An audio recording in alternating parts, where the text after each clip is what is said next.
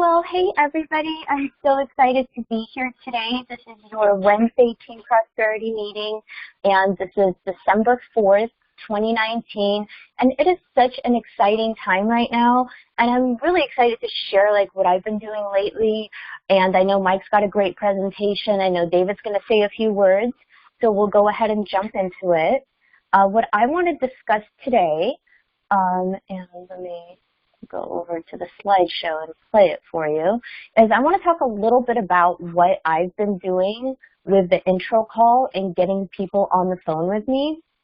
And just like anything new that you do or that I do, it took me a little while to get into the rhythm. At first I was like, oh, I don't know, but now I'm kind of seeing, starting to see some results after just, switching it up a little bit. So I want to share what I've been doing with this intro call.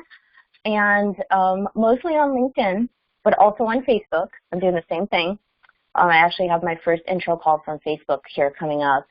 And whether I'm thanking them for the connection on LinkedIn or Facebook, or like LinkedIn if it's a happy anniversary, or a congratulations on a new job, or a congratulations on finishing college, I don't care what it is. It's a reason for me to add this little yellow blurb. Whether it's thanks for the connection or whatever. If you have any questions for me or if I can help you in any way or add value to what you're doing now, let me know. If you want to schedule a quick intro call, let me know your availability. Have a great day, have a great night, depending on if I'm doing this in the morning or in the nighttime. And that yellow blurb, I will basically paste onto the back of any of these 4 options. So if it's a happy anniversary, I'll pop that in there. If it's a congratulations on a new job, I had somebody reply back saying, thanks, but I hate this job. I just started it like a week ago. I hate it, or congratulations on finishing school. Yeah, they have questions, maybe they want to know what we do because they're looking for that next step. Whatever it is, I want to get this in front of them. Now, if it's somebody that just got a new job a week ago and I've already sent them this exact blurb, then maybe I would just send something else to kind of bump it up so they can see my little thing about scheduling an intro call. And I mean, it takes a little while, but I think I had 4 intro calls yesterday. I have 3 of them I'm following up with today, and then I've got 3 new ones today. So it starts to happen after you put enough of these out there. And then this is also something that I just started doing. So here's a little screenshot. You could see I started about 2 weeks ago. This is one of the first people that, in my partner persona that I was reaching out to. So this is thanks for the connection. I look forward to getting to know you. Here's my little blurb if you have questions for me, or if I can help you in any way, or add value to what you're doing now, let me know. If you want to schedule a quick intro call, let me know your availability. 2 weeks passed, nothing, right? So I sent her my follow-up message. Eileen, I help insurance agents make more money and get more leads. Do you need help with that? And she says, well, how do you do that? Well, let's chat for a few minutes and discuss it, right? I'm not going to let me just lay out everything right here. I mean, that's impossible. So until I know what her problems are, I can't tell her how to fix those problems. So I want to get her on the phone. That's the point of this thing, is just to get them on the phone. If you're making a warm connection, you're getting a social media lead that you basically don't know into kind of a moderately warm lead status, and it's free. And, if you just get in the habit of sending these out all the time, you'll get one of these. Yeah, let's do Wednesday afternoon. Here's my cell number. I gave her a time, Wednesday, and that will be today at 2 o'clock Pacific time. So just a little bit about, what I'm doing. But basically, the idea is to pre-interview them on the front end, sort them, right? Are they going to be a possible recruit? Are they going to be a possible client or a referral partner or a dump?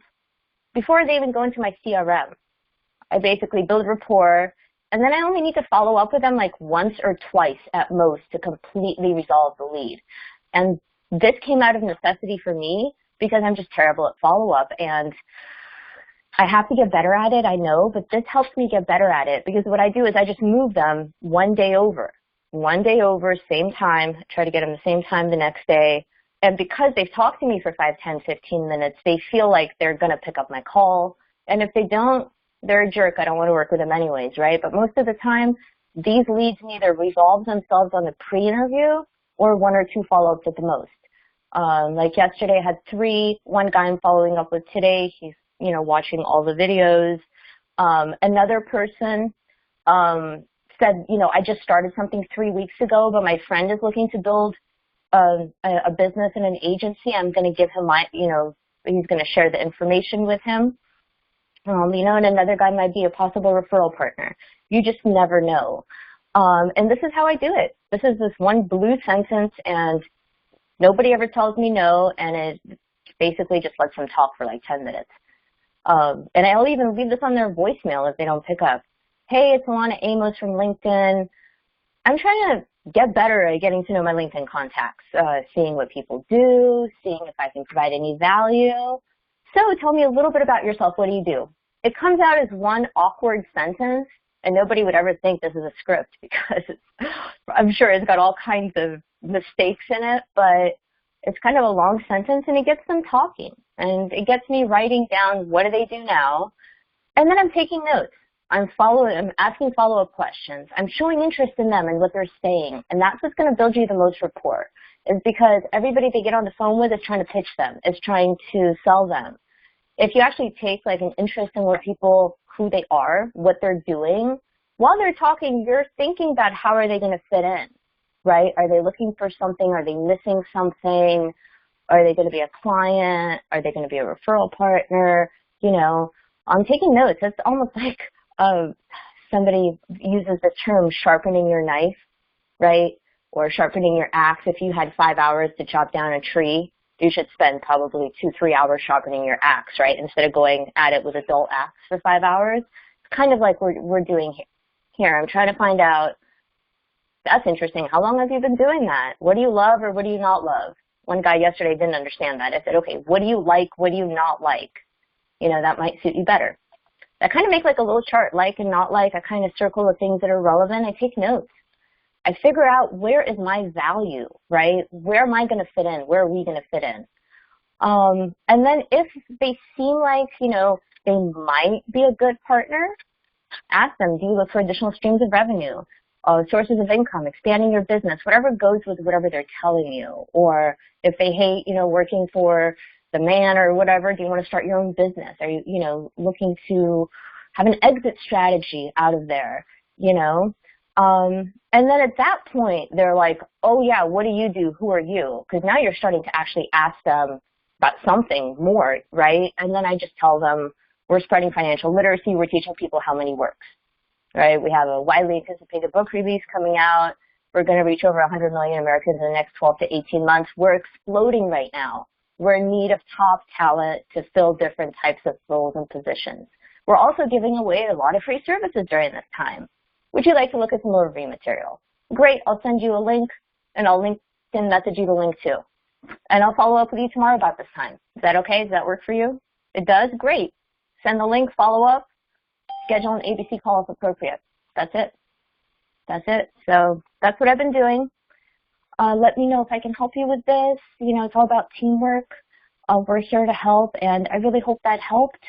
It's taken me about a month to get to this point from kind of trial and error and kind of opening up the intro call on my side. And I'd love to, have feedback or hear what's working for other people. If y'all want to email, text us, and we could always go over it on another training. So that's pretty much what I have for today. I know David had a few things that he wanted to talk about what's working for him on LinkedIn and getting people on the phone. He's one of the best on the team and in the company. He makes, more calls than most people, even though I saw Heather made 98 calls yesterday. That was impressive too. And I know David makes, 50 to 100 calls every day. So David, if you want to start next, we'd love to hear from you. Good morning, everybody. I hope everybody's doing well at this time, and thank you, Alana, for letting me speak. I want to add on to what Alana and Mike, what I'm doing on LinkedIn and Facebook marketing. I actually follow a lot of what Mike put out for me, and it is unbelievable the comments I'm getting and the conversations I'm getting. Much more meaningful. I'm having people calling me out of nowhere. I had a woman last night. She's an entrepreneur. She's in the Bitcoin world, but she's interested in maybe another stream of income. Out of nowhere, she called me, and the next thing we're talking on the phone, and she tells me she's from Pittsburgh. Well, that's pretty easy. Susan Bentley and I had a 30-minute conversation. I don't know where it's going to lead me to, but hey, it's another opener. This morning, I'm really going after recruiters on LinkedIn, big time. So today, Matt Smith, who works for Bayside, I reached out to him, with the basic, thank you for accepting my connection. I look forward to getting to know you. Have any questions from my side? He writes back to me, thanks for the note. I actually screenshot it and sent it to the sales managers I work here at Bay State as an example how to follow up with a LinkedIn connection. My number is 781 if you want to chat. Well, we did. I had a great 20-minute conversation with him. He openly admitted it. It's not from what he doesn't want to sell. He wants to build. I said, well, you can do that in our company. Well, just send me some information, which I did today, 3 different emails. I sent him the corporate overview. I sent him how money worked. I have the book release. And I sent him my DMC.VFG digital. So he's got 3 things to look at. He told me I run across a lot of people, David. It may not be for me, but I'll know lots of people, and we'll stay in touch. So now I got another one. I got a gentleman from Facebook. If you're not in Facebook groups, you're making a mistake. Even though, and be kind in there. These people go at each other like it's cutthroat. And you watch what goes on. They're all fighting over commissions, and this is the industry's problem. Everybody's changing all the time. I ask them, how many different agencies have you been with in the last 5 years? Average is 3. Don't you think there's a problem in this? Don't you think that's a problem? Because you don't get trained properly? Because what's the problem? I ask those questions. Do you want to be trained and supported exactly the same way like we all are? Are you willing to follow a system to help ensure your success? These Facebook marketing tools that I'm using and LinkedIn, the stuff that Mike and Alana have created, if you're not, you're making a mistake. That's all I can tell you. You really are. It is working. In fact, Alana, I took a screenshot of your congratulations stuff, and I'm going to be using that verbiage too for my congratulations, and thank you for that. Copying people is a form of flattery, so I guess I'm flatterizing. That's not even a good word. There's one of my Norm Crosby's. Anyway, look, I've got great leaders at the top. I have my own ideas I share with them. Also, I'll share one more thing with you before Mike gets started. I have reached out to a guy reached out to me, and I have an appointment, a second appointment with him on Friday. His name is Jeff Mount. Jeff is launching an artificial intelligence company that is going to take out financial producers and advisors. Robots. I'm going to learn more on Friday. We spoke at 8 o'clock in the morning. We spoke about a month and a half ago, stayed in touch through LinkedIn. If you don't own this distribution, where are we and you going to be? If you don't learn how you can use artificial intelligence in your favor, they will eliminate you and those who don't. It's really that simple. I saw this vision 3 years ago, and you know how many naysayers, how many I put up with? You can't do this, you can't do this, you can't do this, you can't do this, there's no way, you guys are idiots. Well, the role of idiots is starting to turn, because as I said to everybody in my circle at the beginning of 2019, in my personal circle, I said, watch 2019. Watch the ads on television. Watch and see what's happening with the digital world. Well, don't you know, Super Bowl Sunday started, the first ad was about a robot. And they're on TV all the time. And if you don't think they're for real, you're sadly mistaken. They are here, and they are going to move in a very fast direction, and we have to be on the other side of that. I am trying to be always on this side of what's going to happen. I suggest everybody here is on that side also. I have these conversations with people, even on my team. You keep doing it the old way, and because you are afraid of getting out of your comfort zone. Well, we talk about the comfort zone. You go nowhere. You go nowhere unless you get out of your comfort zone. You don't grow. You don't learn. You stay stuck. And unfortunately, I'm going to give you one more piece of history from me. I spent 35 years in the furniture business as a sales rep on the road. I learned a lesson. In the late 90s, I saw big changes in the industry. I saw all the business manufacturing being done overseas, cutting my commissions. I saw everything changing in front of me all the time, and I refused to change. I stayed with it. I believed it would happen. I believed I could make it in the industry no matter what. Well, as time moved forward, and it moved forward fast, less and less family-owned furniture stores couldn't afford to buy containers, all people going out of business. I'm making a living on going out of business sales, and those are sales that people make a lot of money on. So if you go to a GOB, don't think you're getting a great deal, because you're not. And I found myself making a living on the dead till I finally woke up, and it was almost too late. At 57 years old, I left the industry. Big contacts, big everything, big, loved it, had a great time with it, but it changed. I had no choice. I probably waited 5 years too long, but that's near hindsight. Don't wait, because that was 10 years ago. If you think technology is not faster and things aren't changing faster than they were 10 years ago, look at Mike Amos's desk, the thing he put out there, how it's changed, how everything's vanished off your desk, because all you need is your laptop and a phone. It's changing, everybody, and it's changing faster and faster and faster. I'm grateful because, listen, I've had pleurisy and pneumonia for 3 weeks, and I know I got tired, but I didn't miss a beat. I still made my phone calls. I still did my LinkedIn. I still brought business partners in. I brought 4 business partners in last month, despite being sick for over half a month, because I still could do it from here. It's a beautiful thing. Just get engaged in this thing. I don't know what is holding people back. I just wonder. I look and go, are you kidding? This is all built for everybody. This was built by the inner circle between Mike and Alana's hard blood, sweat, and tears for the last 5 years, my blood and sweat and tears for the last 3 years, my rise, my fall, my rise again. Now we're going to rise all together. We are at the inflection point, everybody. Mike's right. In the next 12 to 18 to 24 months, this is it. Set yourself up in December for a great 2020.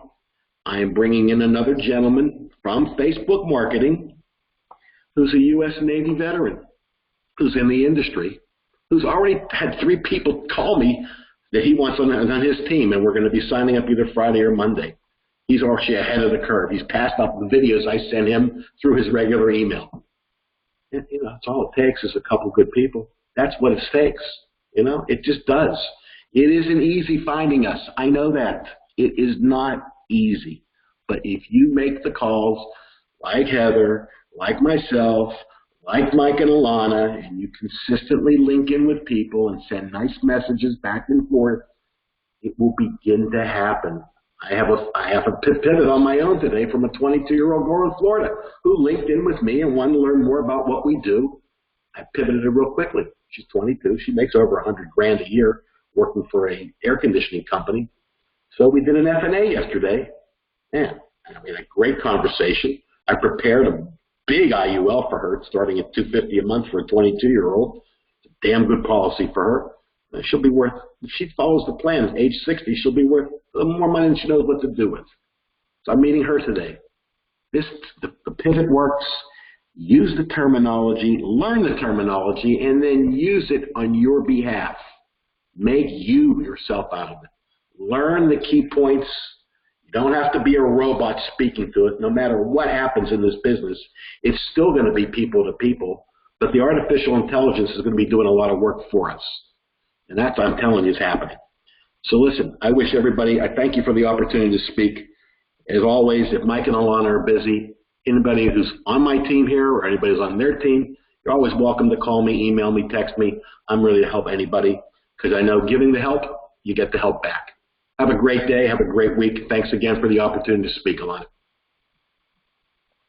David, thank you so much. Wise words from David. We all get to learn from each other, and that's why we share what's working, and we really appreciate you, David, sharing what's working for you as well. So let me go ahead and grab Mike. Give me just 1 second.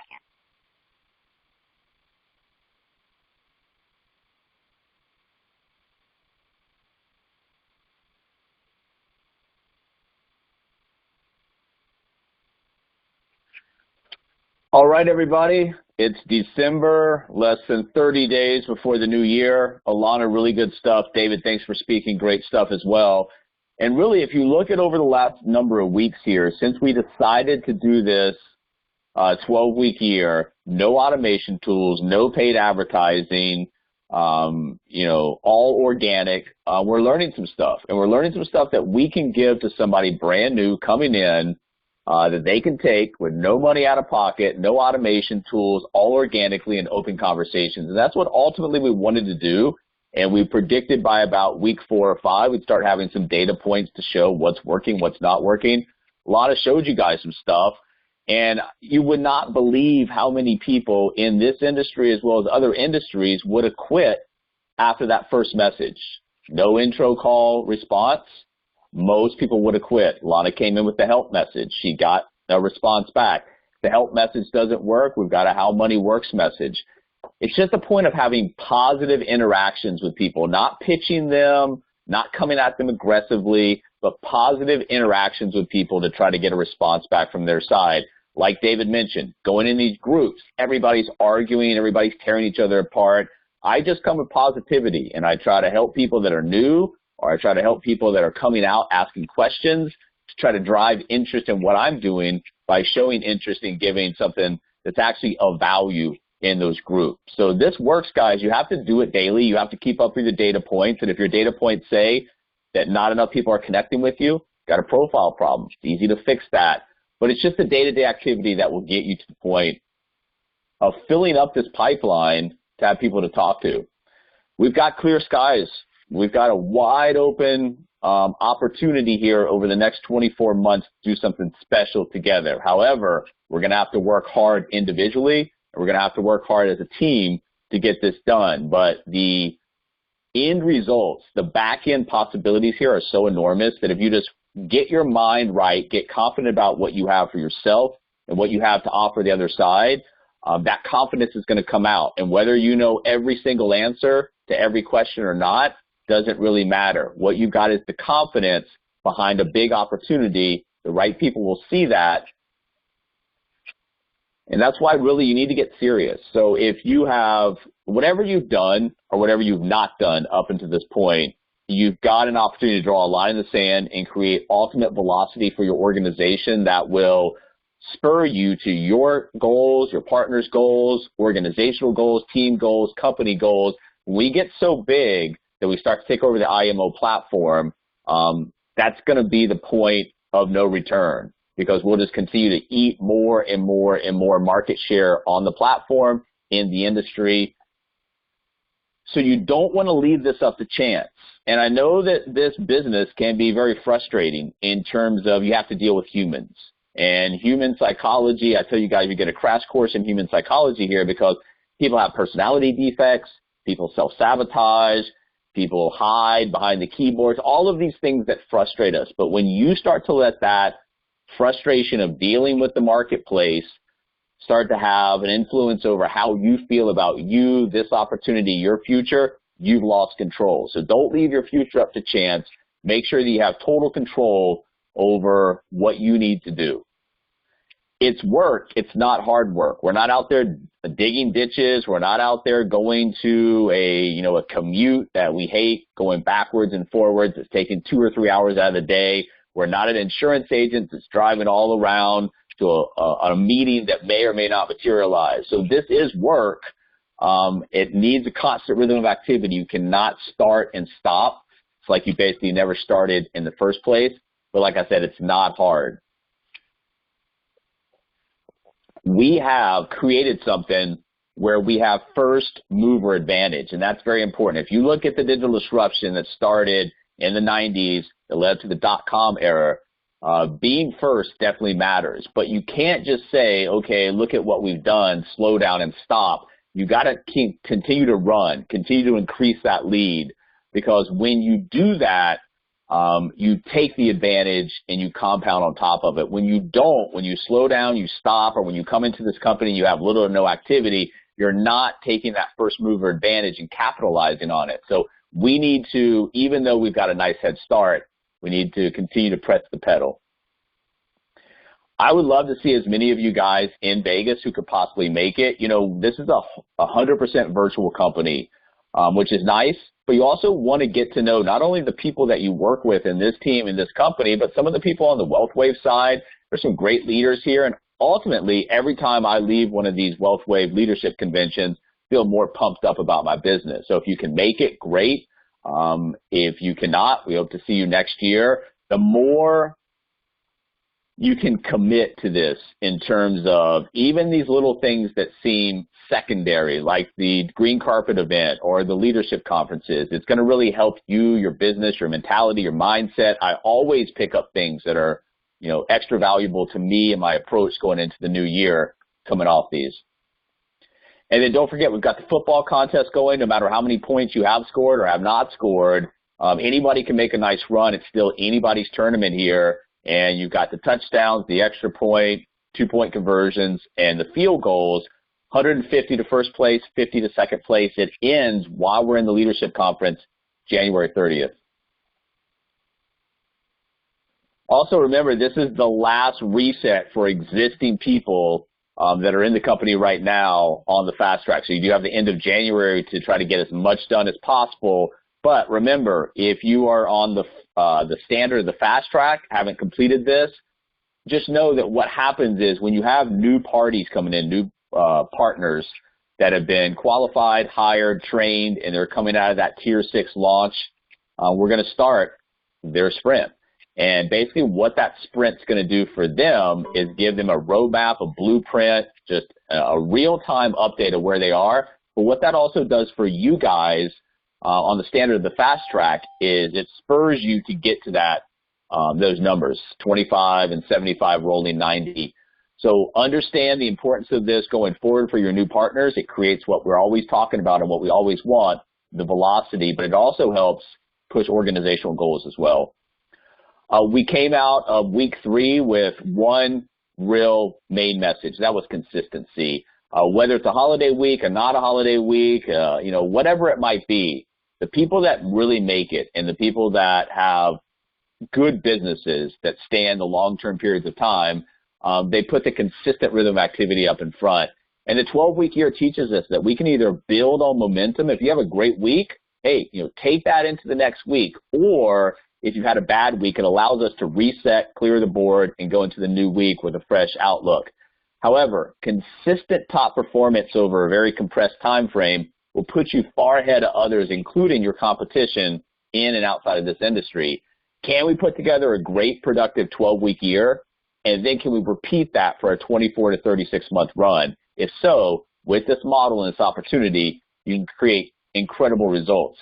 If you're not doing the 12-week year, what I suggest is to break things down into a 30-day cycle. What can you get done in one calendar month?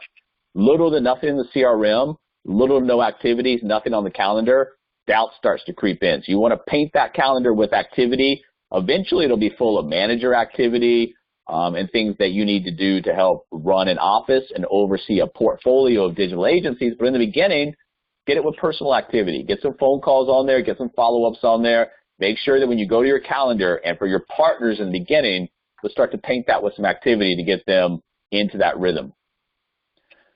We talked about this. Alana and David highlighted this a little bit, but you know what we did, the area of concentration is on organic, non-automated approaches to LinkedIn and Facebook with social media engagement. It works.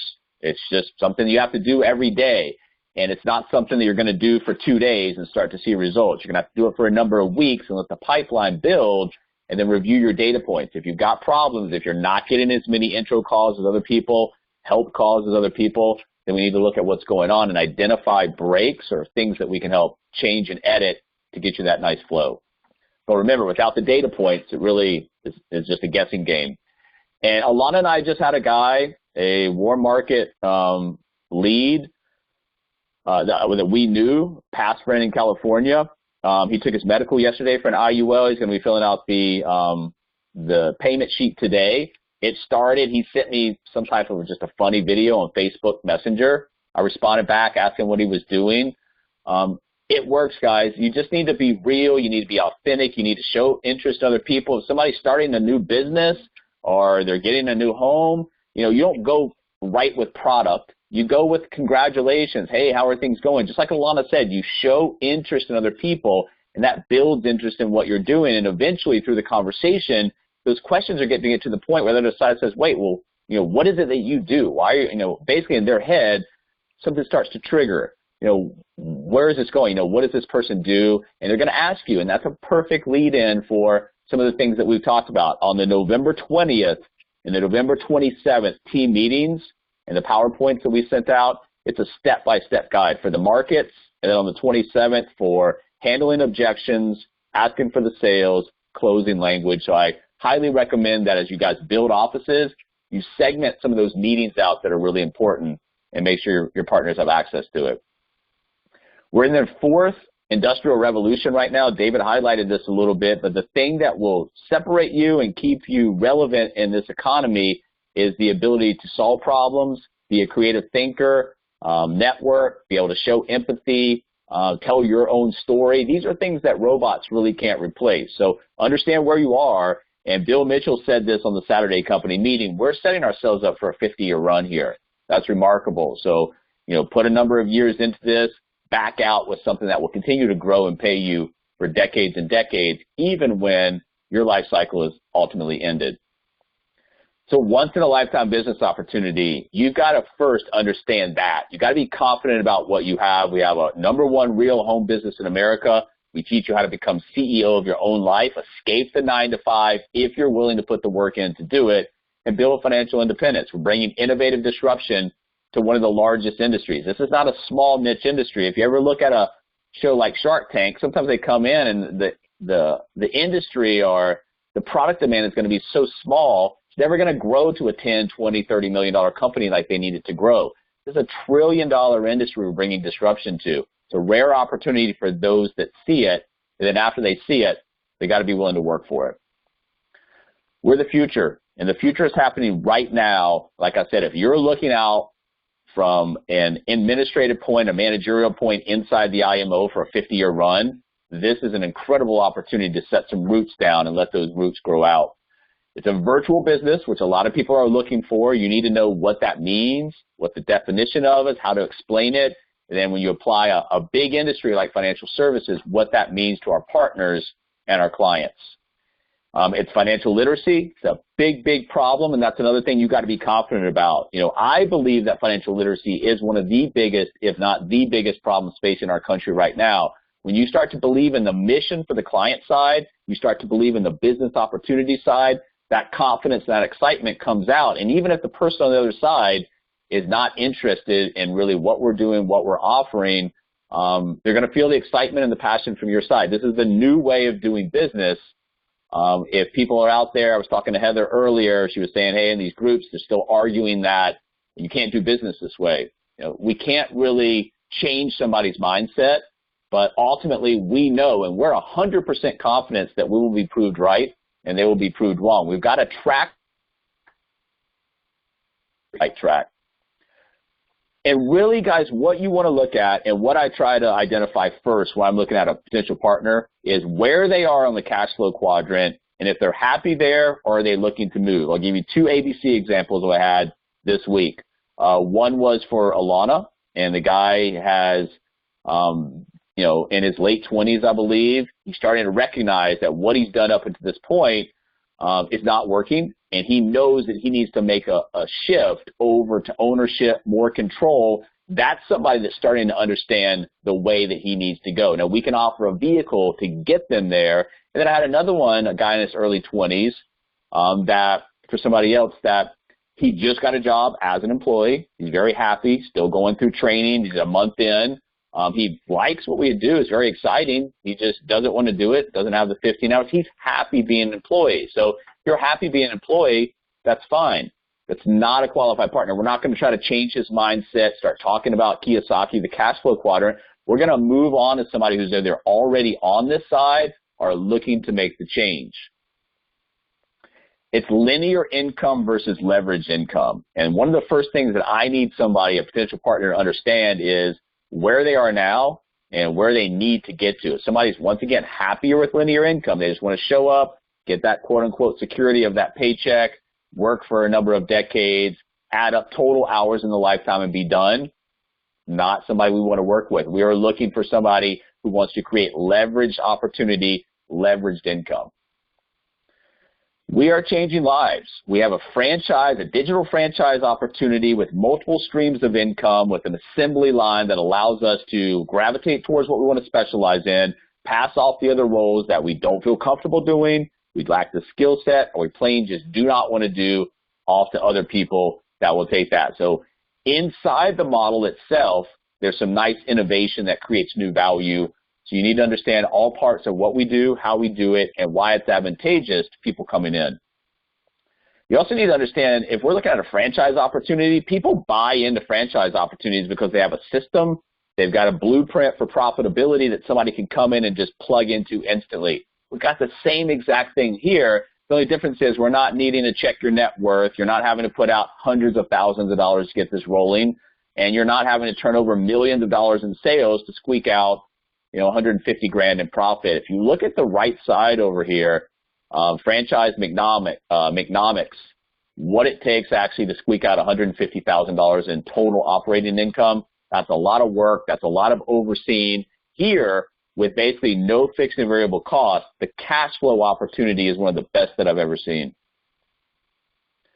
The system allows the average to be great. Now, we don't want to call people average coming in, but let's be honest with each other. I mean, you can come in and you can not have the greatest skill set, the greatest background, and you can pass roles off, and you can still build an enormous business that is the envy of a lot of people in the industry, and you can do it by following a system.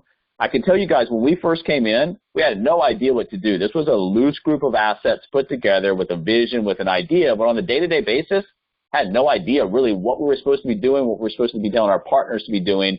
Now we've got a step-by-step blueprint in terms of a model, a system, a social media approach, language to use. It's ready to run, guys. So find the people that will run with you and work with those people hand in hand. That's another mistake that I made early on. I did mass recruiting thinking I would just bring people in, the right ones who rise to the top. They will, but they're going to need help. You want to bring in less people, but more quality people. If you can bring in 3 people per month and 2 of those people make it through training and start to work, and you work hand in hand with those people to help them be successful, that's a lot better than bringing in 10 or 12 people per month, just throwing them out there and see what happens. Because when you do that, you're going to see what happens. They're going to drift. They're going to quit. They need help early on. And remember, for that help, you may think that, oh, this person's got a lot of questions in the beginning. As a manager, you should expect that and you should embrace that. You're the kind of person that sees that person calling and doesn't want to answer because you don't want to deal with that question right now. It's going to cost you money both now and in the long run. Ultimately, you get paid very well to set these franchises up. And when you walk away, it's got something paying you, 6-7 figures a year passive. Well, you're going to be pretty happy that person had a lot of questions in the beginning.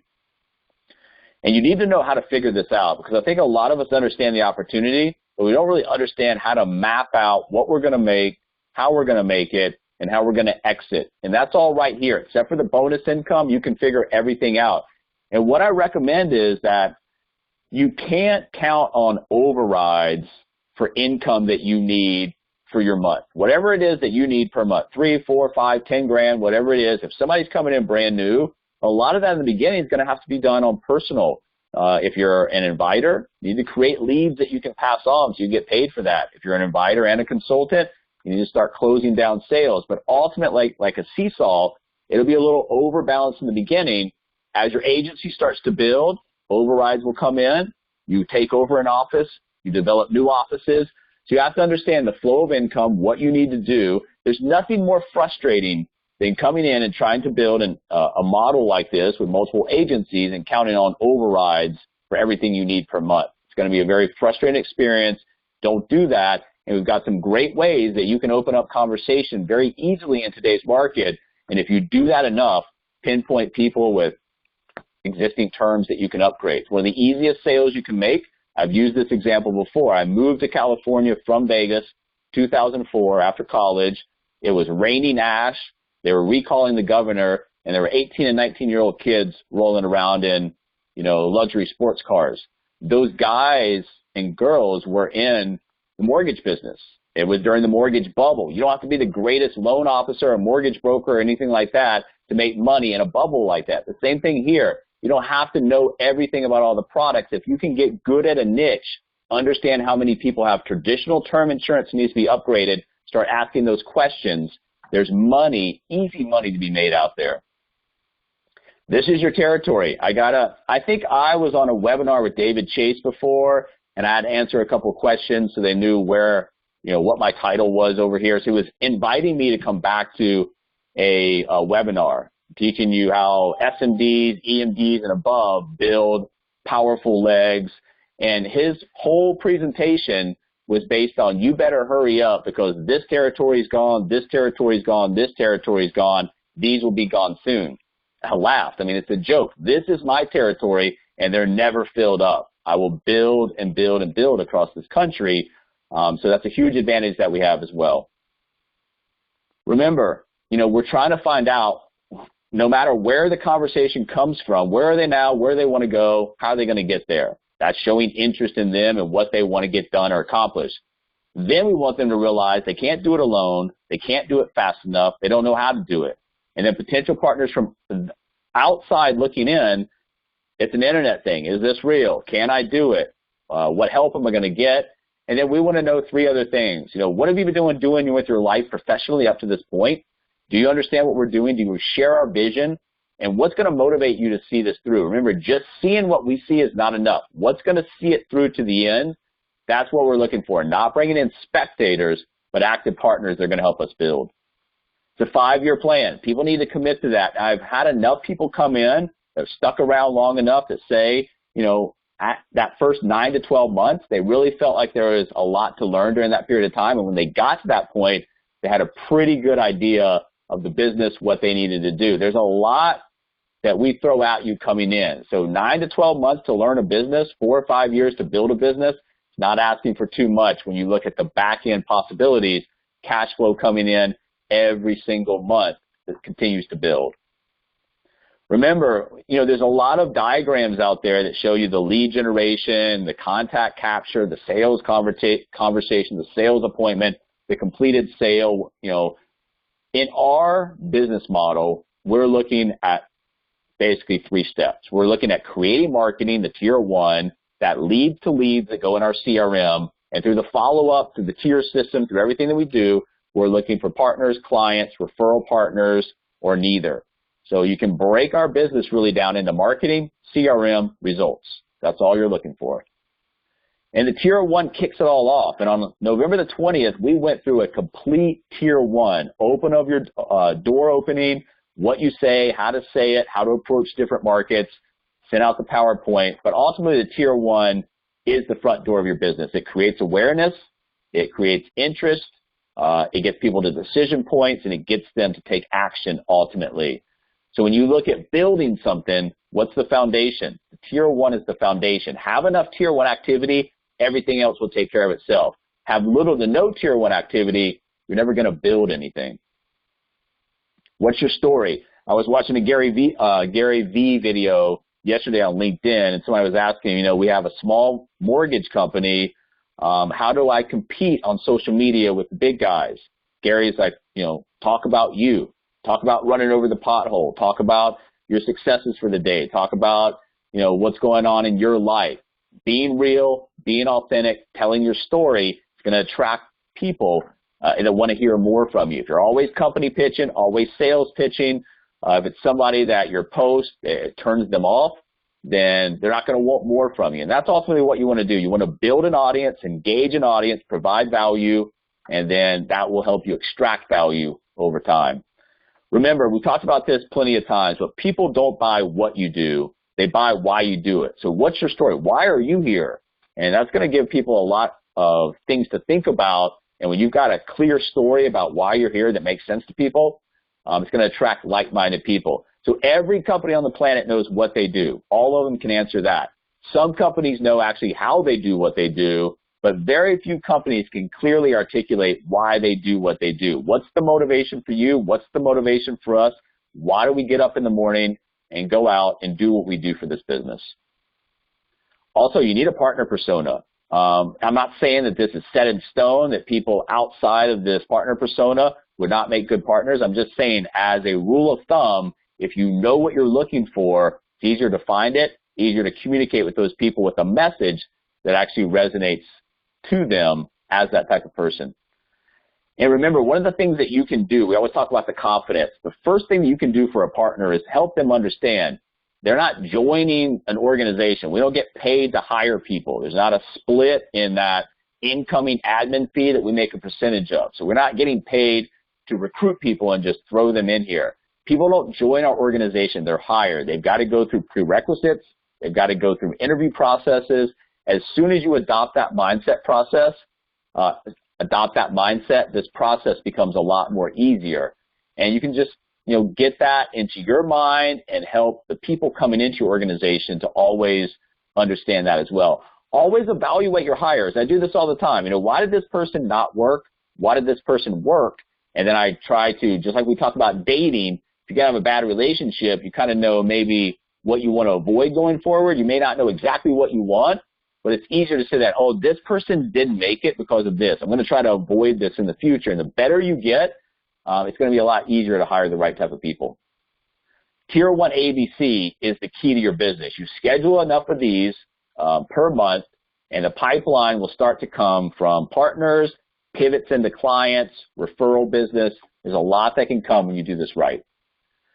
It's important, it matters, and it's basically, like I said, coming into your front door, the Tier 1 ABC, and possibly the Tier 1 commit, kind of get business coming through. That's partnerships, that's clients. So that's really a big metric that you want to look for month after month. How many Tier 1 ABC calls was I effectively able to schedule and effectively able to communicate with people who actually made that call, whether a manager's helping you or you're doing it yourself.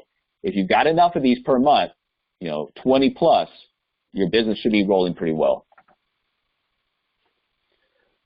We need vision, we need excitement, and we need a work ethic. That's the recipe that we need for a potential partner. Vision, excitement, and work ethic. If they've got 2 out of the 3, probably going to be a failed relationship.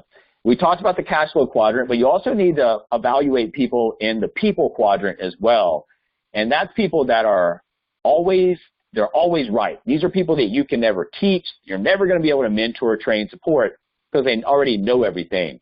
It's a bad partner coming in.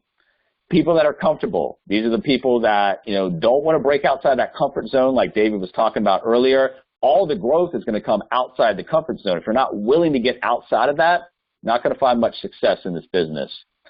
People that have to be liked. So I get responses back on LinkedIn and Facebook, et cetera, that I laugh at.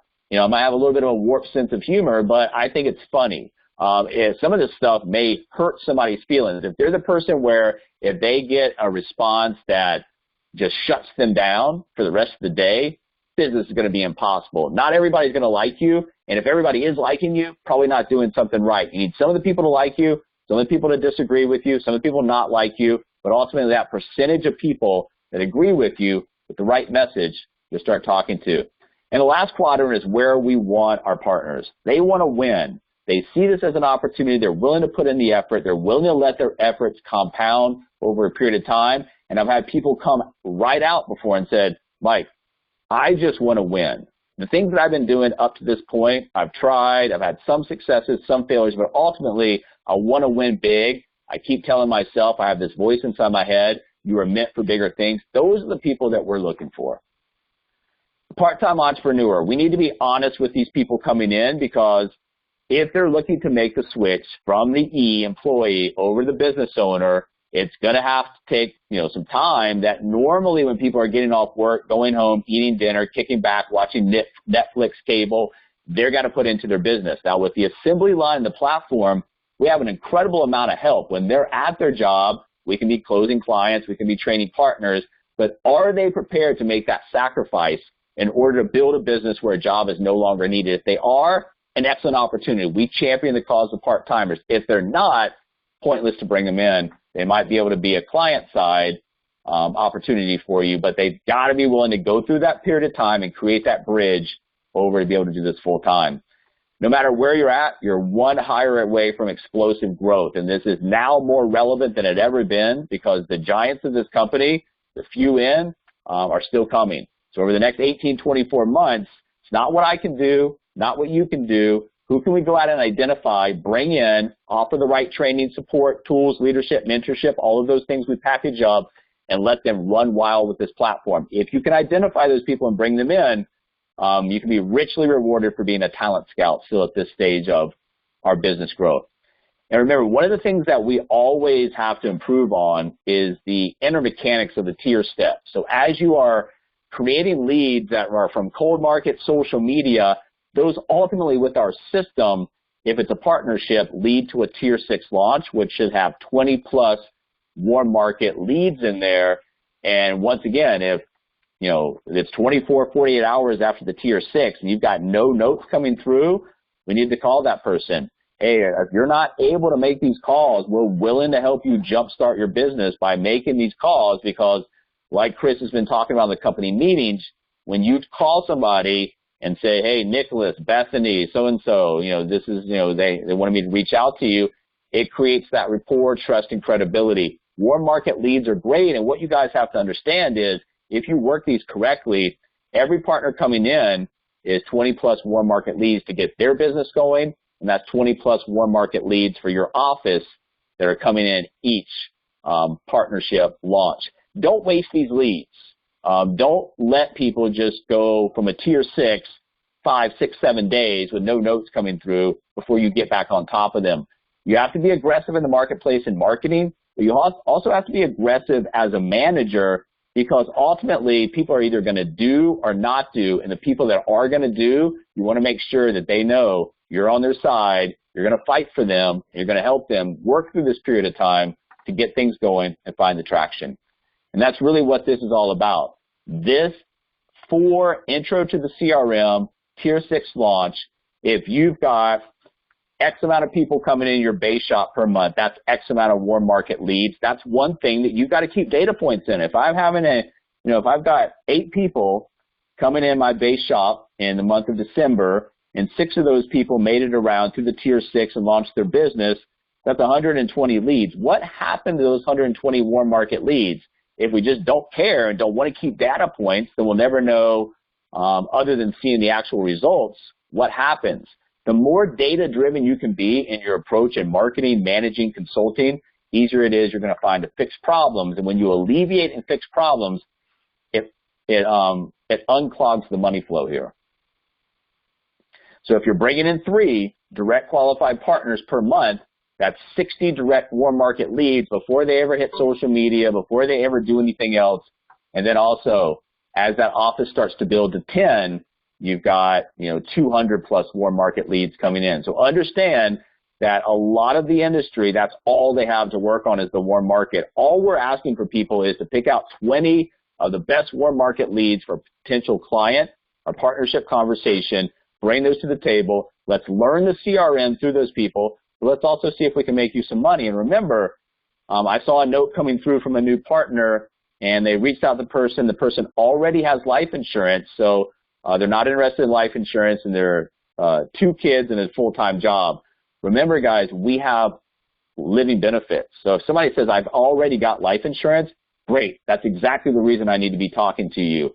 So always spin things, always continue the conversation because people don't know what exists. When you educate them into making better, sound decisions financially, like an upgrade, it's a very easy sale. Velocity, when you are able to go in, create good partners, generate warm market leads or warm market sales out of their launch 20, creates velocity, gets them paid, gets them more interested, gets them more active, gets them opening up and doing more activity. Once the velocity in your organization catches, with the system in place, everybody doing the same thing, it should go on and on generations deep.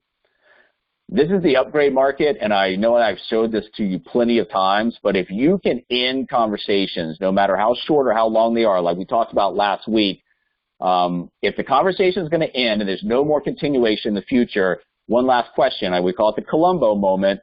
Do you pay out-of-pocket for term life insurance? Tens of millions of policies over the next 5 to 7 years that need to be upgraded. That one simple conversation, if you can ask it, your partners can ask it enough times per month, it's definitely money coming in.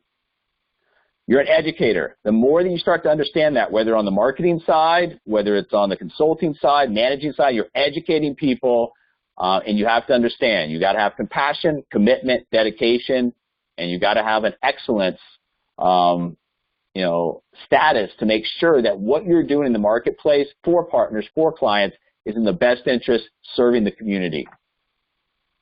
Increase percentages by increasing awareness. We just talked about this. The only reason I put this in is to reinforce. We need to be asking about out-of-pocket for term life insurance because that's a script in itself.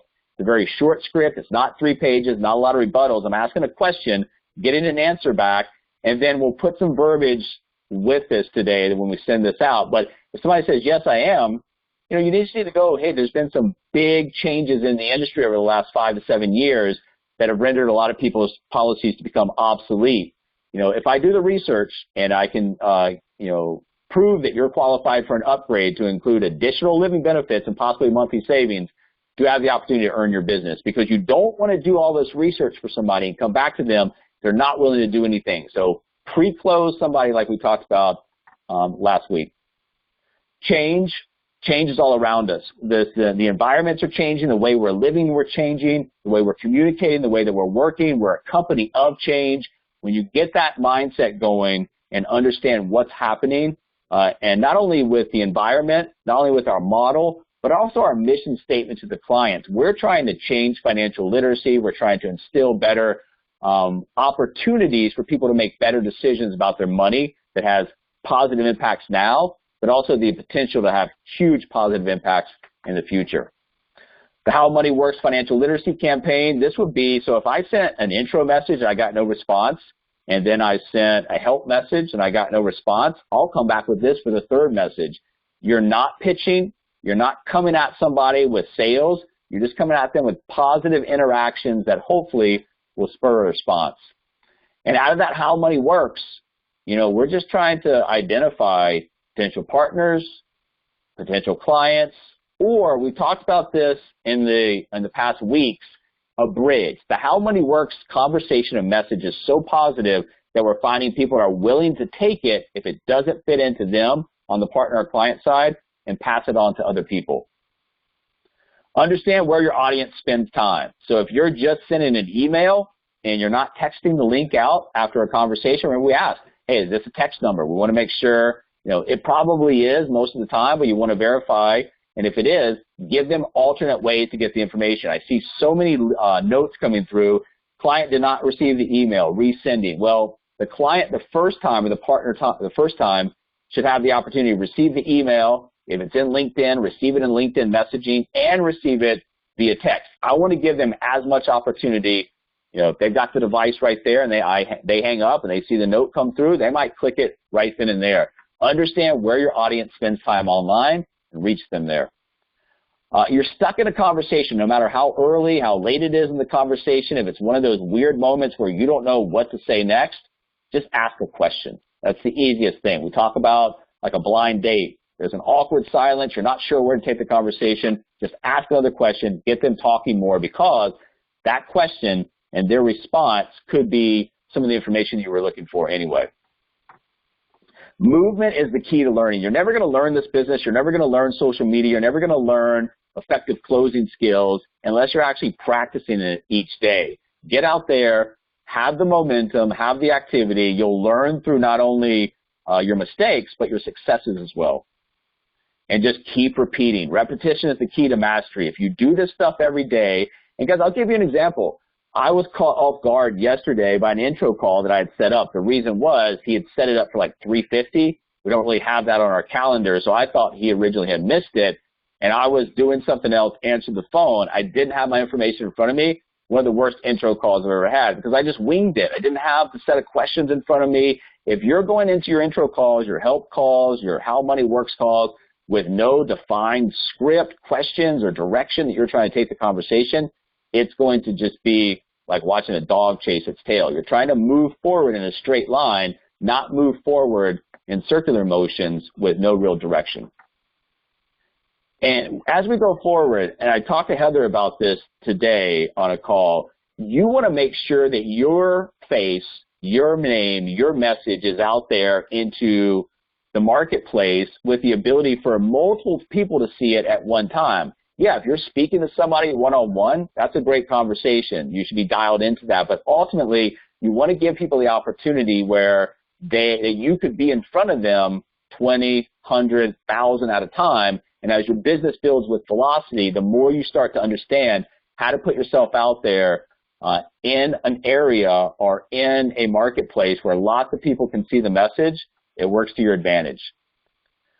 And, LinkedIn Helper is something that some of us are using, some of us are not. I'm not using it for this time around, so I'm doing everything manual. But if you are using this, and a couple of you guys are using alternate systems besides LinkedIn Helper, but it's just the same thing that you're doing. You're just inviting, thank you message, you're just getting the messages out there. It's just a way to automate that. And through automation, it frees up time. And that time can be spent on other activities. I'm not saying you have to do these automation tools. I'm just saying when you start to feel comfortable with what you do manually, you might want to look at automation tools because it does free up time.